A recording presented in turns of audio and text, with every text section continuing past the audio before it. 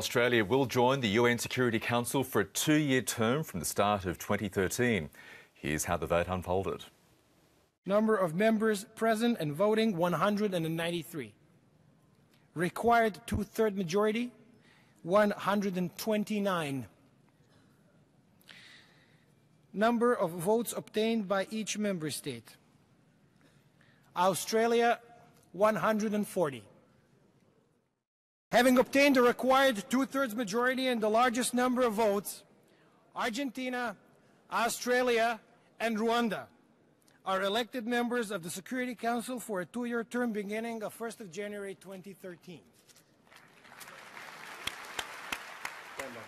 The culmination of a very successful Australian diplomatic campaign there. You saw Australia's Foreign Minister Bob Carr congratulating our UN Ambassador Gary Quinlan after the vote. After that vote, not surprisingly, Bob Carr was very happy about what he described, in his words, as a big, juicy win. Let's hear what he had to say.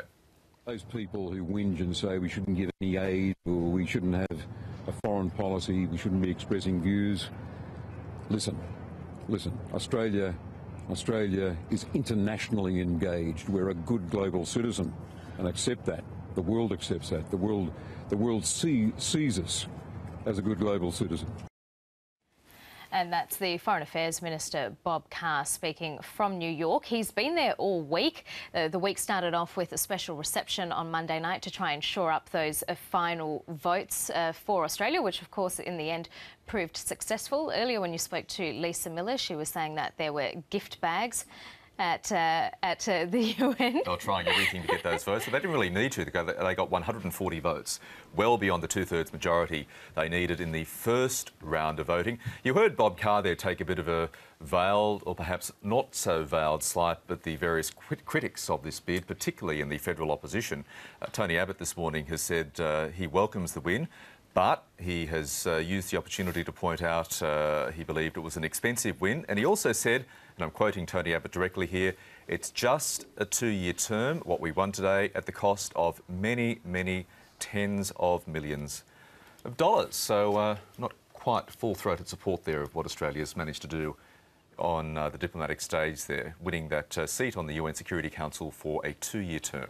Yeah, Tony Abbott echoing the comments that he made yesterday that Australia can't come first or second in a 3-horse race involving Finland and Luxembourg. Then there's something wrong with us. We'll speak to Bob Carr very shortly. Let's go now to our North America correspondent, Lisa Miller, who was at the UN sharing all of that excitement. Lisa, good morning to you, and it was quite an easy victory in the end. It was an extraordinary tension. As we started the day, watching the Finnish staff members come in with bags of goodies that they were delivering to the other 192 members. Australia also left some gifts on the desks there for various people, some chocolate koalas, I'm told.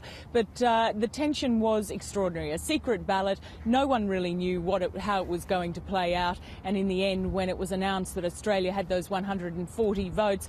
I'm not sure who was more excited, the Australian contingent or the media, who knew that we weren't going to have to wait around for 6 or 7 hours. In fact, Michael, one time the vote lasted 3 months, just to give you an idea of how these can drag on. And did Bob Carr tell journalists afterwards that all of those nations who said they'd vote for Australia did in the end vote for Australia?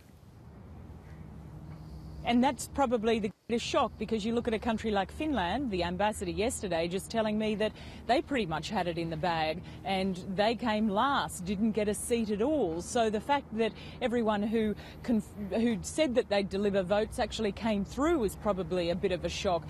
When you think about it, Finland and Luxembourg, they've been in it for almost 10 years, the two countries, and believed that the votes had been locked up by the time Australia came into this almost 5 years ago. So you're right, a surprise that A, those votes came through, but B, also that the people who said they would vote actually delivered.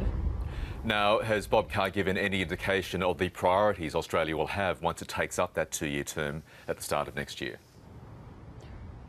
Well, for the Security Council, the priority is clearly Syria. Gary Quinlan, Australia's ambassador to the UN, will be sitting there at the table. In fact, he will do so almost immediately because there's so much to get on top of that even though our term doesn't begin until January 2013, the new members will take part in Security Council meetings immediately so they can get across everything. Bob Carr's been pushing a plan to try and protect ambulances in Syria, humanitarian efforts, while there is this lack of a ceasefire.